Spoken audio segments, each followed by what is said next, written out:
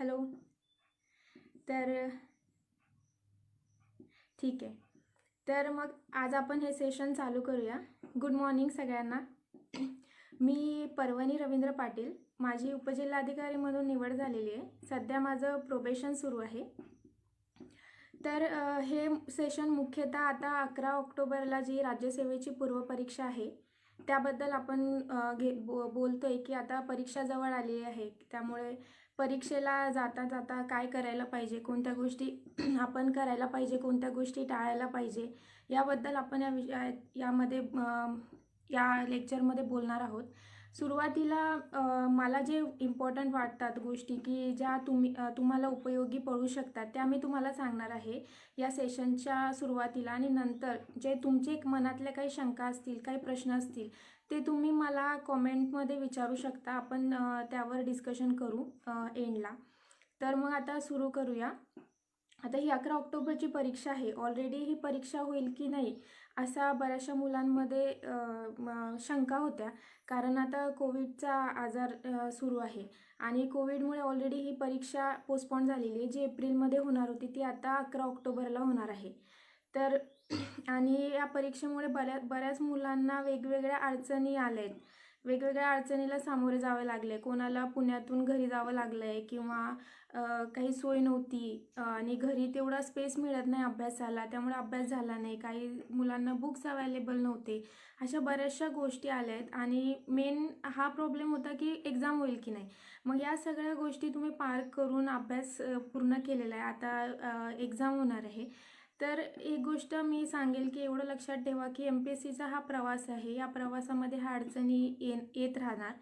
आता कोविडचा रिझन होतं आणि अदरवाईज बाकीच्याही गोष्टी असतात. कधी जागा निघत नाही, एक्झाम वेळेवर होत नाही. हां. तर कधी कधी जागा वेळेवर निघत नाही, कधी निघतात तर रिझर्वेशनचा मुद्दा असतो. कधी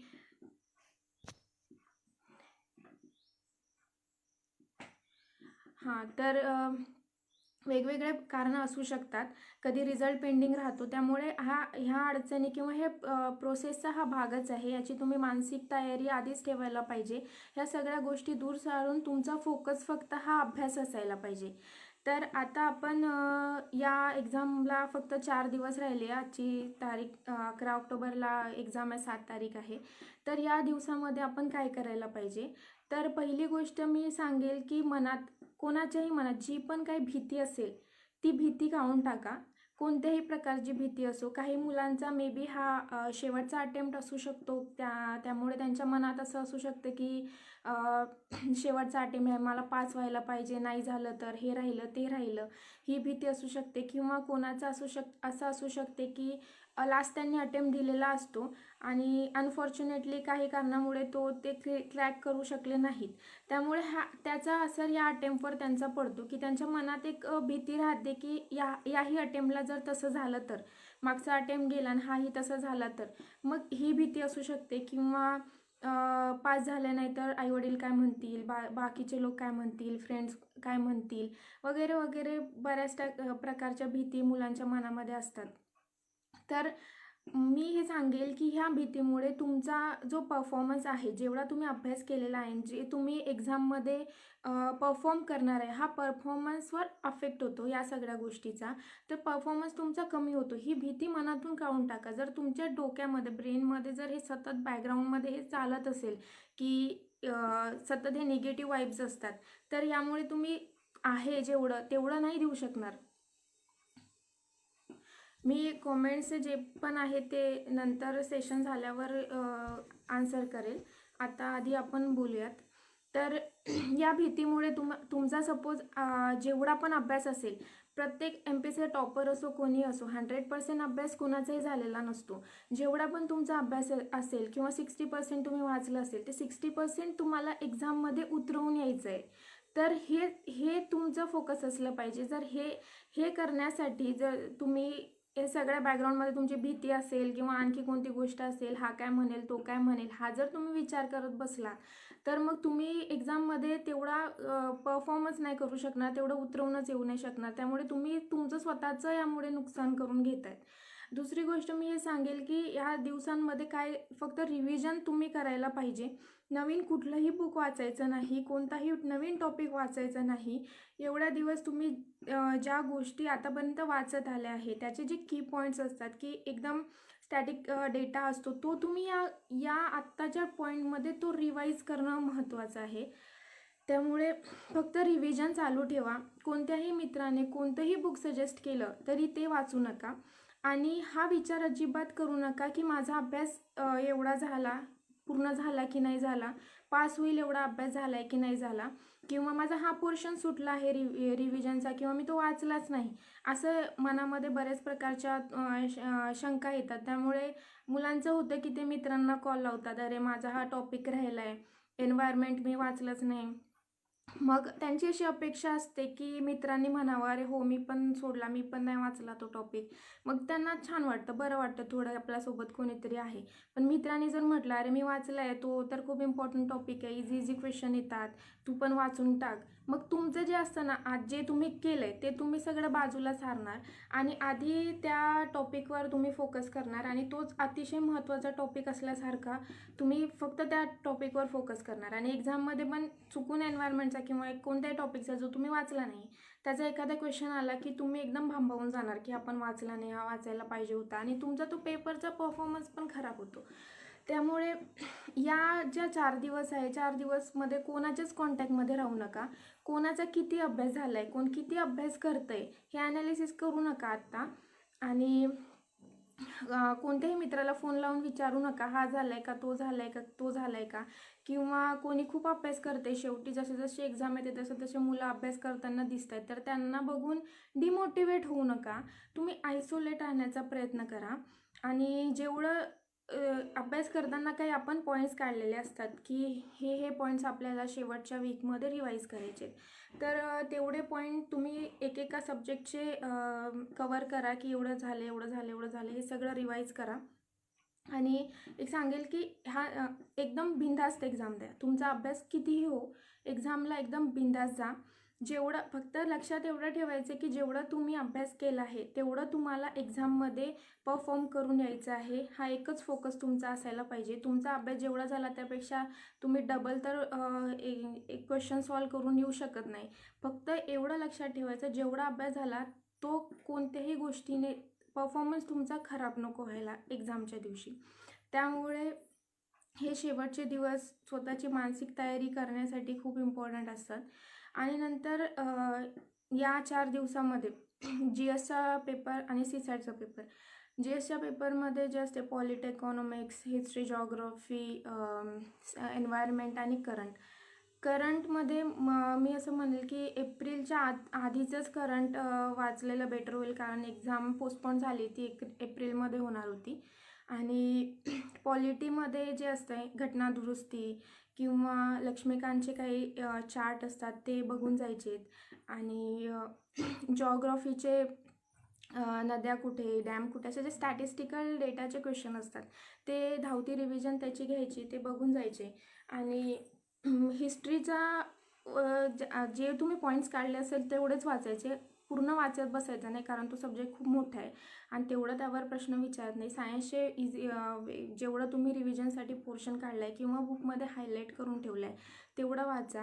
आणि सीसॅटचं या 4 दिवसामध्ये आयोगाचे जे मागे आलेले 4-5 वर्षातले जे प्रश्न आहेत ते आत्ता जो आयोगाचा पेपर होणार आहे 3 वाजता जो पण टायमिंग असेल त्या टाईममध्ये टाईम लावून सॉल्व करा. म्हणजे तुम्हाला एक प्रॅक्टिस होऊन जाईल आणि ज्या दिवशी तुम्हाला पेपर द्यायचा आहे त्या दिवशी पण तुम्ही आधी प्रॅक्टिस केली असल्याच्याने म्हणजे तुम्ही चांगलं परफॉर्म करू शकता. किंवा झोप येते काही जणांना, कारण तो पेपर दुपारी असतो आणि ऑलरेडी 1-2 तासाचा पेपर आपला झालेला असतो, त्यामुळे स्टॅमिना पण थोडा कमी होऊन जातो. तर ते होणार नाही, तर त्या टाईममध्ये पेपर सॉल्व करायची प्रॅक्टिस करा. आणि आयोगाचे पेपर यासाठी सॉल्व करा कारण 11 तारखेला पण आयोगाचा पेपर होणार आहे, तर तुमचा एक ॲप्रोच व्यवस्थित राहील. आणि जे सीसॅटमध्ये आहे जे काही कीवर्ड असतात ते तुम्ही लक्षात ठेवायला पाहिजे. जसे बहुधा, बहुतेक असं काहीतरी जे तुमचे आन्सर उलटे करू शकतात किंवा ते कधी-कधी लक्षात राहत नाही. तर ह्याकडे फोकस ठेवण्याचा प्रयत्न करा. ते अंडरलाईन करून ठेवा पेन्सिलने वगैरे असं. आणि 2 तासामध्ये टाईम मॅनेजमेंट करून तो पेपर सॉल्व्ह करायचा प्रयत्न करा. आणि पेपर सॉल्व्ह झाल्यावर जसा होईल तसा होईल. त्याच्यानंतर त्याच्यात किती मार्क्स आलेत, कमी आले, जास्त आलेत, खूप जास्त मार्क्स आले, भारावून जाऊ नका. कमी आले, अरे एवढा अभ्यास केला, आता 2 दिवसावर पेपर आहे, सीसॅटचा पेपर सॉल्व्ह केला, खूप कमी मार्क्स आले. मार्क्स नका मोजू, फक्त पेपर सॉल्व्ह करा, कारण टाईम मॅनेजमेंट महत्त्वाचं आहे. मार्क्सचा विचार करू नका. आणि हे 10 तारखेपर्यंत करत राहा. आणि आता येतो तो परीक्षेचा दिवस. परीक्षा दिवस हा असा दिवस असतो की ज्या दिवसासाठी आपण पूर्ण वर्षभर तयारी करत आलेलो असतो. आणि त्या दिवसासाठी आपल्या काही गोष्टी असतात ज्या आपण अभ्यासाव्यतिरिक्त अशा काही गोष्टी असतात की ज्या त्या दिवसासाठी आपण तयारी करणं आवश्यक असते. जशी आदल्या दिवशी पूर्ण तुम्ही झोप घेणं आवश्यक असते. तसंच योग्य आहार घेणं आवश्यक असते. कारण तब्येत असेल, तुमचं आरोग्य असेल तरच तुम्ही चांगला परफॉर्म करू शकता, पेपर सॉल्व्ह करू शकता. तुमची एनर्जी राहील तरच तुमचा माइंड रिलॅक्स राहील आणि तुम्ही जेवढं आतापर्यंत वाचलं आहे, अभ्यास केला आहे, ते तुम्ही तिथे मांडू शकाल. आणि या गोष्टीकडे मुलं लक्ष देत नाही. शेवटच्या क्षणापर्यंत बुक वाचत राहतात. जोपर्यंत पेपर हाती येत नाही तोपर्यंत काय त्यांनी ते पॉईंट्स काढले असतात ते रिवाईज करत राहतात. जेवढं त्या रिव्हिजनला महत्त्व आहे तेवढंच महत्त्व तुमची एनर्जी टिकवणं हेही महत्त्वाचं आहे. त्याकडे तुम्ही लक्ष देत नाही. माइंड रिलॅक्स होणं हे पण तेवढंच महत्त्वाचं आहे. त्यामुळे मी सजेस्ट असं करेल की पेपरच्या दिवशी तुम्ही काहीच न वाचलेलं बरं. त्याच्या आदल्या दिवसापर्यंतच अभ्यासाचं प्लॅनिंग करून तो अभ्यास पूर्णपणे संपवून टाका. म्हणजे शेवटच्या दिवशी तुम्हाला पूर्ण आराम मिळेल. तुमचा माइंड एकदम रिलॅक्स होईल. आणि ही एकदम छोटी गोष्ट आहे, पण या गोष्टीकडे मुलं लक्ष देत नाहीत. आणि आदल्या दिवशी झोपत नाहीत. उद्याच्या पेपरच्या टेन्शनमध्ये ते विचार करत राहतात. याने तुमचा परफॉर्मन्स खालावेल. आता तुम्ही अभ्यास केलेला तुम्ही परफॉर्म करू शकणार नाही. तर अभ्यास जेवढा महत्त्वाचा आहे तेवढा याही गोष्टी महत्त्वाच्या आहेत असं मला वाटतं. आणि एक्झामच्या दिवस असतो, पहिला पेपर GSचा असतो. पेपरच्या आधी योग्य पूर्ण नाश्ता करून जा. पेपर सॉल्व्ह करताना पेपरच्या आधी आपल्याला थोडा वेळ असतो, पण पेपरच्या दिवशी काहीच वाचू नका. कारण तुम्ही काही वाचताय, दुसरा मुलगा तुम्हाला दिसतो तो काहीतरी वेगळं वाचतो पेपरच्या टाईमला, अरे हे मी वाचलंच नाही, हे मी विसरलो. तुम्ही आठवून बघण्याचा प्रयत्न करता आणि मग पेपरमध्ये तुमचं ते कॉन्सन्ट्रेशन लेवल राहत नाही.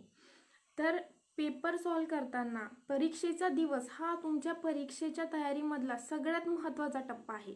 जेवढा इम्पॉर्टन्स तुमच्या 1 वर्ष जे तुम्ही अभ्यास केला असतं त्याला असतं, तेवढंच महत्त्व किंवा तेवढंच इम्पॉर्टन्स परीक्षेच्या दिवसाला असतं.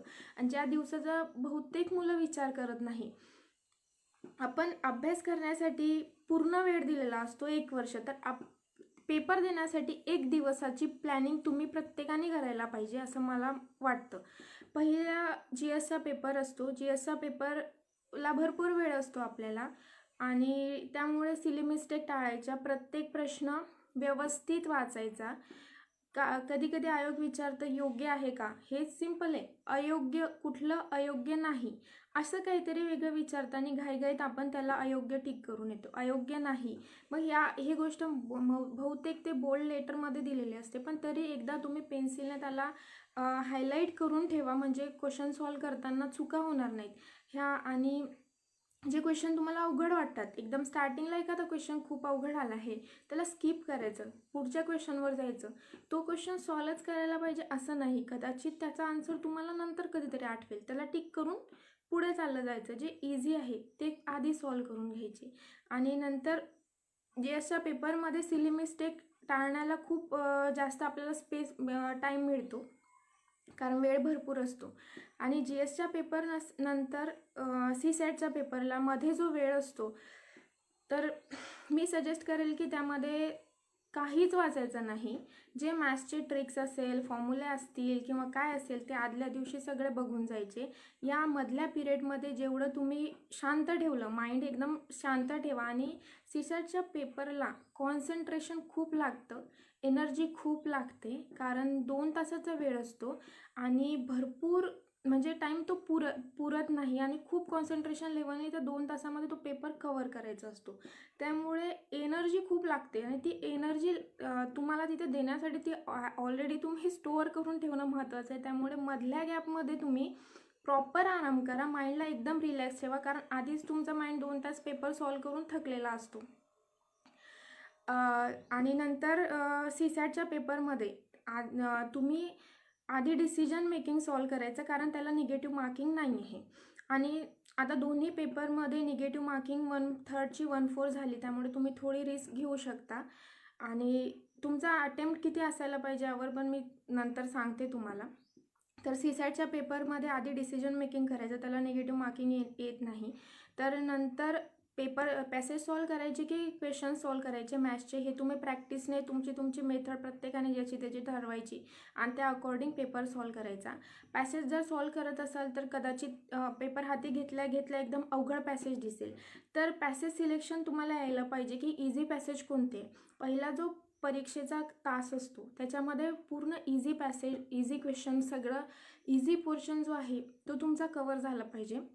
आणि शेवटचा जो असतो, जेव्हा आपला थोडं कॉन्सन्ट्रेशन लेवल आणि एनर्जी कमी झालेली असते, तेव्हा आपल्याला थोडा वेळ पण असतो विचार करायला. आणि जे अवघड वाटतात किंवा जे थोडं कॉम्प्लिकेटेड आहे, ज्याला थोडं टाईम कन्झ्युमिंग आहे, ते नंतर सॉल्व करायचे. तर मग अशा प्रकारे तुम्ही प्लॅनिंग करा. आणि नंतर बबल एक भरण्याचं असतं. हे पेपरच्या दिवशी डिसाईड करू नका की बबल कसे भरायचे. हे तुम्ही आधी जेव्हा आता हे 4-5 दिवस पेपर सॉल्व करणार आहे तेव्हा ठरवून घ्या की बबल कधी भरायचे आहेत. पूर्ण पेपर झाल्यावर भरायचे की अर्धा पेपर झाल्यावर भरायचे आहेत किंवा प्रत्येक प्रश्न झाल्यावर बबल भरायचं आहे. आणि बबल भरताना योग्य भरपूर कॉन्सन्ट्रेशन लागतं, कारण 1चा 2, 2चा 3, वर खाली ह्या चुका तुम्ही तर म्हणजे या स्टेजला आल्यावर ह्या चुका नाही व्हायला पाहिजे. आणि नंतर सीसॅटचा पेपरला आणखी एक गोष्ट, ॲक्युरेसी खूप महत्त्वाची आहे आणि स्पीड खूप महत्त्वाचं आहे. आणि हे तेव्हाच होईल जेव्हा तुमचं कॉन्सन्ट्रेशन राहील. तर ह्या पेपर सॉल्व करण्याच्या अगदी छोट्या छोट्या गोष्टी आहेत, एकदम बारीक, त्या कोणत्याही मुलाला माहीत असेल, पण याबद्दल मुलं विचार करत नाही. शेवटच्या मोमेंटपर्यंत फक्त अभ्यास अभ्यास अभ्यास, कारण या दिवसाला तेवढं महत्त्व दिलं जात नाही आहे जेवढं द्यायला पाहिजे. जेवढं तुम्ही अभ्यासाला महत्त्व देता तेवढंच या दिवसाला महत्त्व दिलं पाहिजे. ह्या बाबी अशा आहेत, तुम्ही मे बी ह्या पेपरवर पण लिहून घेऊ शकता की मला हे करायचं आहे, हे करायचं आहे. कधी कधी पेपरमध्ये चूक विचारलं तर बरोबर लिहिलं जाते, बरोबर विचारलं तर चूक लिहिलं जाते. तर या गोष्टी जेव्हा तुम्ही एका पेजवर आधी लिहून ठेवाल, त्या वाचाल, तर पेपरमध्ये ते तुम्ही अलर्ट राहाल की मला हे असं करायचं आहे, मला हे असं करायचं आहे, मला हे सोडायचं आहे, मला आधी इझी क्वेश्चन करायचे आहेत, नंतर मला अवघड क्वेश्चन करायचे आहे. एक तुम्ही म्हणजे पेपर सॉल्व करताना पूर्ण अलर्ट होऊन जाल, तर त्या सिली मिस्टेक तुमच्या वाचतील. त्यासाठी तुम्हाला या शेवटच्या दिवसाचं सुद्धा प्लॅनिंग आधी करायला पाहिजे. आणि ह्या जरी छोट्या गोष्टी असल्या तरी ह्या तुमच्या ओव्हरऑल स्कोअरमध्ये खूप महत्त्वाच्या आहेत, कारण तुमचा स्कोअर एकदम बूस्ट करून देतात. कारण एखादी सिली मिस्टेक जर झाली, तुम्ही एखादा चुकीचा प्रश्न बबल्स रॉंग भरून जर चुकीचा भरला आणि तुम्ही ते निगेटिव्ह मार्क्स त्याचे जर घेत असाल, तर त्या प्रश्नासाठी तुम्ही ऑलरेडी 3-4 दिवस वाचन केलेलं असतं, तो 3-4 दिवसाचा अख्खा टाईम तुमचा वाया जातो. तर या दिवसाचं पण प्लॅनिंग करा व्यवस्थित. अभ्यासाव्यतिरिक्तही एक्झामला बाकीच्याही गोष्टी महत्त्वाच्या असतात, त्याचीसुद्धा काळजी घ्या. आणि अटेम्प्टचं सांगेल, अटेम्प्ट तुम्ही ऑप्टिमम ठेवायला पाहिजे, म्हणजे असा अटेम्प्ट की ज्याने तुमचा जास्तीत जास्त स्कोअर येईल. आणि आता निगेटिव्ह मार्किंग 1/4 झाली आहे, म्हणजे तुम्ही थोडा रिस्क घेऊ शकता. एखादा जर ऑप्शन कटत असेल तर 3 ऑप्शनपैकी जे तुमच्या नॉलेजनुसार तुम्ही जेवढं वाचन केलं आहे त्यानुसार तुम्हाला वाटतं की नाही हे ऑप्शन मला बरोबर वाटतं, असं कोणत्याही लॉजिकने तुम्ही उत्तरापर्यंत जर पोचत असाल तर ते रिस्क घ्यायला काही हरकत नाही. कारण जर अटेम्प्टच तुम्ही कमी ठेवला तर मग कॉम्पिटिशनच्या बाहेर पण जाऊ शकता. आणि असंही टार्गेट ठेवू नका की मला 200 पैकी 200, 100 पैकी 100 अटेम्प्ट करायचं आहे. या नादामध्ये बरेचसे मुलं निगेटिव्ह मार्किंग होऊन मार्क्स त्यांचा स्कोअर कमी होऊन जातो. तर तर ह्या सगळ्या गोष्टी लक्षात ठेवा. तर मला ह्या सगळ्या पॉईंट वाटला की हे इम्पॉर्टंट आहे आणि हे प्रत्येकाने ह्या काही गोष्टी आहेत ज्या लक्षात ठेवायला पाहिजे, किंवा तुम्ही ह्या कागदावर पण लिहून घेऊ शकता स्वतःच्या नुसार. आणि प्रत्येक कॅन्डिडेटनुसार काय काय गोष्टी व्हॅरी होऊ शकतात. काही काही मुलं बबल चुकवत नाही, किंवा काही काही मुलांची अशी चूक होते की चूकली विचारले की बरोबर विचारलं ते त्यांचं लक्षात राहत नाही, तर मग ते लिहून जायचं. माझं असं व्हायचं की मी बऱ्याचदा माझे असे प्रश्न चुकायचे की त्यांनी चूक विचारले की बरोबर विचारलं याकडे माझं लक्ष नाही राहायचं. मी प्रश्न सॉल्व करायचे आणि ते बाय डिफॉल्ट बरोबर विचारले असं लिहून मार्क करायची. तर यामध्ये माझे बरेचसे प्रश्न चुकलेत आणि शेवटच्या पेपरच्या दिवशी मला ते लक्षात राहायचं नाही की मी असा घोळ करते. म्हणून मी ते लिहून ठेवायचे आदल्या दिवशी की चूक की बरोबर हे व्यवस्थित बघावे. मग पेपरच्या आदल्या जस्ट 5-10 मिनटं मी ते वाचायची की हे मला आधी बघायचं आहे. तर म्हणजे जेणेकरून मी पेपरमध्ये अलर्ट राहायची की मला चूक आणि बरोबर हे बघायचं आहे. तर हे तुमचा काही वीक पॉईंट असेल तर हे तुम्ही वेगळं लिहून पेपरच्या आधी तुमचे काय पॉईंट आहे ते वाचून जाऊ शकता. म्हणजे तुम्ही पेपरमध्ये काही जे चुका होणार असतात तुमच्या पर्सनल लेवलवर त्या टाळू शकता. मला एवढं वाटतं की हे इम्पॉर्टंट आहे. आता याच्यानंतर तुमचे काही शंका असेल, काही प्रश्न असेल तर तुम्ही ते मला विचारू शकता.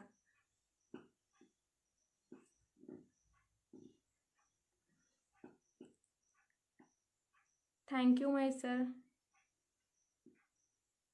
तुम्हाला काही विचारायचं असेल पेपरला जाताना, किंवा आणखी काही माहिती हवी असेल, किंवा काय तुमच्या मनामध्ये शंका असतील तर तुम्ही मला कॉमेंटमध्ये विचारू शकता. ही जी माहिती सांगितली ही कारण आता मी पण त्या प्रोसेसमधून गेलेली आहे, त्यामुळे मला वाटते की ही इम्पॉर्टंट आहे आणि ही मुलांनी काही गोष्टी करायला पाहिजे आणि काही टाळायला पाहिजे. त्या मी माझ्या परीने सांगितलं आहे. प्रत्येक मुलाचं ते वेगळं असू शकतं. तर कॉमेंटमध्ये बघूया. एज लिमिटबद्दल MPSCच्या वेबसाईटबद्दल मध्ये सांगितलं आहे. पूर्ण काय क्रायटेरिया दिला असतो प्रत्येक एक्झाम वाईज. तर मग कास्ट वाईज, ओपन, OBC सगळ्या एज लिमिट वेबसाईटवर मिळून जाईल. मी इथे मोस्टली प्रिलिम्सबद्दल सांगते. हां, बबल्स तेजस घाडवे विचारतात बबल्स कधी ड्रॉ करायचे. तर मी ते मुद्दा सांगितला आहे की तुम्ही जेव्हा आधी प्रॅक्टिस करता ना अभ्यासाची, तर तेव्हा तुम्ही सॉल्व करून बघा ना, जी मेथड तुम्हाला कम्फर्टेबल कोणती वाटते, की आधीची मेथड कम्फर्टेबल वाटते. एक प्रश्न सॉल्व केल्यावर एक बबल्स भरावं, ही मेथड याने तुम्ही चांगला परफॉर्म करू शकता की पेपर आधी सॉल्व करून नंतर करू शकता. मी पूर्ण पेपर सॉल्व करून नंतर बबल भरायची, कारण प्रत्येक प्रश्नाचा बबल भरताना माझं कॉन्सन्ट्रेशन नाही राहायचं दुसऱ्या प्रश्नावर. UPSCच्या प्रिलिम्सबद्दल नाही मी इथे सांगू शकत आता. हां, यांनी चांगला प्रश्न विचारलेला की टेम्परामेंट कसं मेंटेन करायचा. तेच मी इथे बोलली होती की खूप महत्त्वाचं आहे टेम्परामेंट मेंटेन करणं, कारण 4 तास तुमची एक्झाम असते. त्याच्यासाठी तुम्ही आधी योग्य झोप घ्यायला पाहिजे, रिलॅक्स राहायला पाहिजे, शांत राहायला पाहिजे. रिझनिंगसाठी आणि पॅसेजसाठी हे तुमच्या स्किलवर डिपेंड आहे. तुम्ही पॅसेज आणि रिझनिंग जर तुमचं चांगलं असेल किंवा मॅथ्समध्ये तुम्ही चांगलं असाल तर मी म्हणेल की मॅथ्स तुम्ही आधी सॉल्व करा, कारण रिझनिंगचे क्वेश्चन एकदम इझी असतात आणि 2.5 मार्क्सचा एक क्वेश्चन असतो आणि जस्ट तुम्ही 20-20 सेकंदामध्ये ते क्वेश्चन सॉल्व करून घेऊ शकता. आणि त्याच्या आधी मी एक सांगेल की CSATचा पेपर असो किंवा GSचा पेपर असो, कोणताही पेपर असो, पेपर हाती आल्यावर सर्वात आधी पेपर पूर्ण स्टार्टिंगपासून एंडपर्यंत पूर्ण पेपर बघायचा. त्याला फक्त 15 ते 20 सेकंद लागतील. पूर्ण पेपर बघायचा सी सॅटचा पेपर पण आधी पूर्ण बघायचा उघडून, सुरुवातीपासून सॉल्व करायला लागू नका. त्याने काय होईल की तुम्हाला थोडी आयडिया येईल पॅसेज कसे दिले आहेत किंवा रिझनिंगचा पोर्शन कसा दिला आहे. कधी कधी रिझनिंग आणि मॅथ्स खूप टफ येतं, जरी ते इंजिनिअरिंगची मुलं असतात तरी, आणि पॅसेज एकदम इझी येतात. त्यामुळे आधी पॅसेज सॉल्व करून घेऊ शकता तुम्ही. ते तुम्ही वेळेवर तुम्ही आधी जे प्लॅन केलं त्या व्यतिरिक्त काहीतरी डिसिजन तुम्हाला कधी कधी पेपरच्या टाईमला घ्यावं लागतं.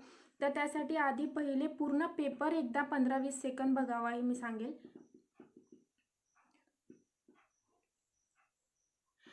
सीसॅटला टाईम मॅनेजमेंटसाठी फक्त तुम्ही प्रॅक्टिस करू शकता. रोज सीसॅटचा पेपर 2 तास टाईममध्ये तुम्ही सॉल्व करायला पाहिजे. ते एकमेव उपाय आहे टाईम मॅनेजमेंटचं.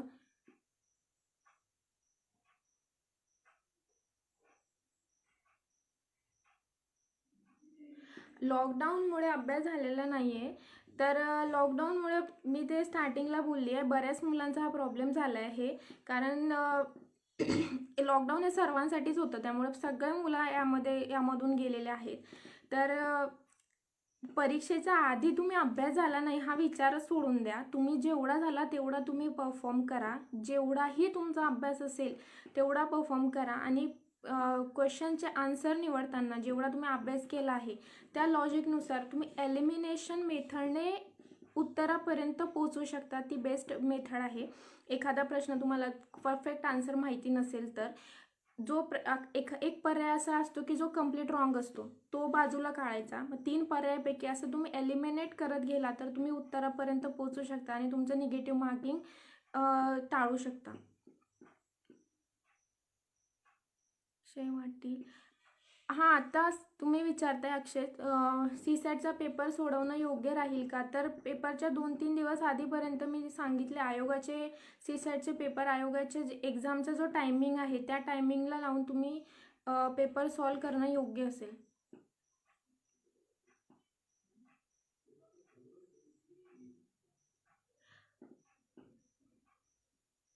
पेपर 2-3 राऊंडमध्ये, हां, कुशल विचारतायत की जीएसचा पेपर 2-3 राऊंडमध्ये सोडवले तर चालेल का? तर हां, तर हे मेथड बेस्ट आहे. पहिल्या राऊंडमध्ये तुम्ही इझी प्रश्न घेऊ शकता, जे तुम्हाला वाचले, जे एकदम इझी प्रश्न आहे. दुसऱ्या राऊंडमध्ये थोडे अवघड प्रश्न आहे घ्यायचे.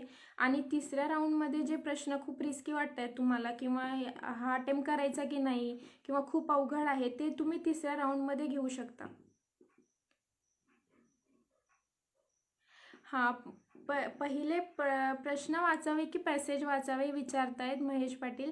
तर मी त्यांना सांगेल की हे मी आधी प्रश्न वाचायची, तर ते जास्त त्याचं डिपेंड वेगवेगळं असू शकतं. मला आधी प्रश्न वाचल्यावर आयडिया यायची की प्रश्न कोणत्या प्रकारचे आहेत, आणि ते प्रश्नावर मी आधी नजर टाकल्यावर मला ते लक्षात राहायचे, आणि त्यानुसार मी पॅसेजमध्ये शोधायची ते प्रश्न.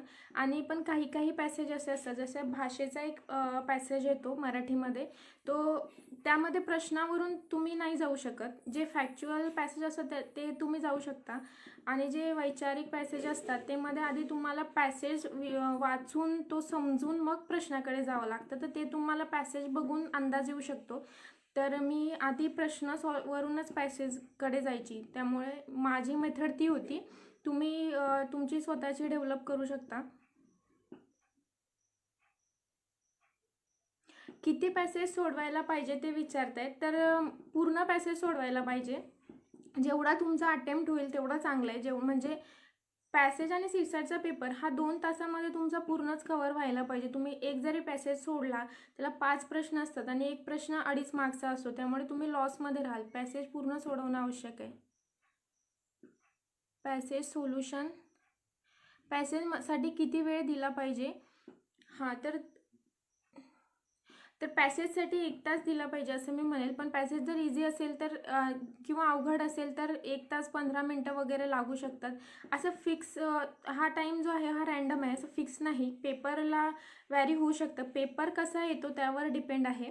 तर अर्धा वेळ पॅसेजला लागतो आणि अर्धा वेळ मॅथ्स आणि बाकीचे क्वेश्चन सॉल्व करायला, असा टाईम डिवाइड करून घ्यायचा. पॅसेज अनिकेत विचारतात पॅसेज क्वेश्चन 50 आउट ऑफ किती अटेम्प्ट करायचे? तर मी सांगितलं पॅसेज पूर्ण अटेम्प्ट करणं कधी चांगलं.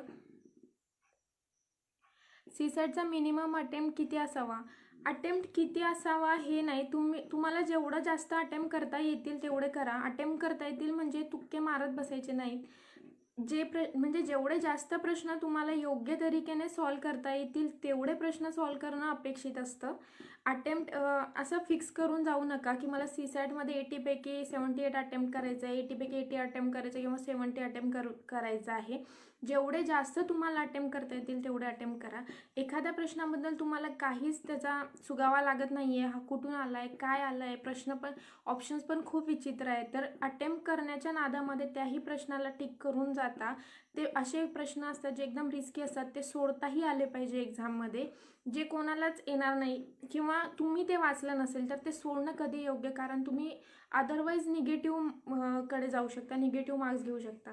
ज्या प्रश्नाबद्दल थोडी लिंक असेल तर ते मी सॉल्व करा असं म्हणेल. ज्या प्रश्नाबद्दल अजिबात माहिती नाही तो पूर्णतः सोडून दिलेला बरा. त्यामुळे अशा प्रकारे तुम्ही तुमचा अटेम्प्ट किती होतो ते तुम्ही बघा. अटेम्प्ट फिक्स करून तेवढाच अटेम्प्ट करून येणं योग्य राहणार नाही.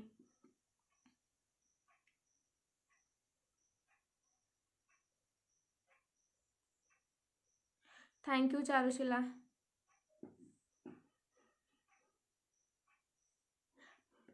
प्रिलिम्ससाठी कोणते बुक रीड करावे मी बुक लिस्ट शेअर करते. त्यामध्ये सगळे प्रिलिम्स आणि मेन्सची बुक लिस्ट दिलेली आहे, त्यामध्ये तुम्ही बघून घेऊ शकता. अजून काही प्रश्न असतील या एक्झामशी रिलेटेड 11 ऑक्टोबरच्या तर तुम्ही विचारू शकता.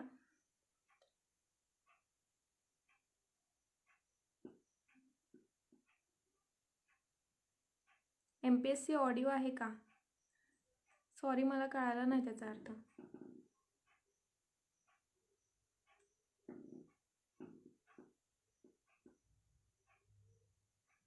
शुभम विचारतायत की पॅसेजवर पास होऊ शकतो का? म्हणजे फक्त पॅसेज सॉल्व करून असं नाही सांगता येणार, तुम्हाला पेपर पूर्ण सॉल्व करावं लागेल.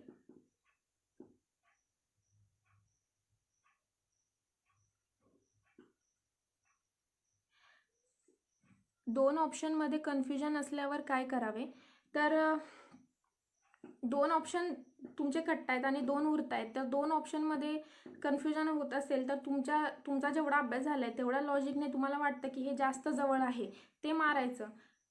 त्याला काय आता वेगळं काय लॉजिक नाही आहे की कोणतं मारायचं, तर ते अशा वेळेस तुम्हाला रिस्क घ्यावी लागते. लास्ट सिच्युएशनला नक्की कसे प्रिपेअर करायचे विचारतायत रणजित. तर लास्ट मोमेंटला मी आतापर्यंत लेक्चरमध्ये सांगितले, तुम्ही मेंटली शांत राहा, स्टेबल राहा, माइंड रिलॅक्स ठेवा आणि जेवढं केलं आहे फक्त तेवढं रिवाईज करा, नवीन काही वाचू नका. जास्त अटेम्प्ट केला की मार्किंग प्रॉब्लेम येतात का गायकवाड विचारतायत. तर जास्त अटेम्प्ट तुम्ही कोणत्या याने केला, ॲक्युरेसीने केला किंवा अंदाजे तुक्के मारून अटेम्प्ट केला त्यावर तो अटेम्प्ट डिपेंड आहे. तुम्ही जर योग्य अभ्यासपूर्वक तुम्हाला सगळे प्रश्न येत आहेत आणि तुम्ही अटेम्प्ट करत गेला तर ऑब्व्हियसली तुम्ही चांगले मार्क्स आणणार. आणि तुम्हाला जर काहीच येत नाही, तुम्ही फक्त अटेम्प्ट करायचा म्हणून क्वेश्चन टिक करतायत तर ऑब्व्हियसली निगेटिव्ह जाऊ शकतात. क्वेश्चन पेपर ॲनालिसिस कसं करायचं आहे ते विचारताय, तर ते मी नंतर सांगेल. हे प्रिलिम्सच्या प्रिपरेशनबद्दल आपण इथे बोलतोय. MPSCचं नोटिफिकेशन टाईमवर रिलीज होईल का? तर ते MPSC त्याबद्दल आपण नाही बोलत आहे. नोटिफिकेशन येतं MPSCला, जसं त्यांची व्यवस्था होईल तसं ते नोटिफिकेशन रिलीज करतील. तर ठीक आहे, आपण आता हे संपूया सेशन. तुम्हा सगळ्यांना एक्झामसाठी माझ्याकडून खूप खूप शुभेच्छा. लवकर पास व्हा. थँक्यू.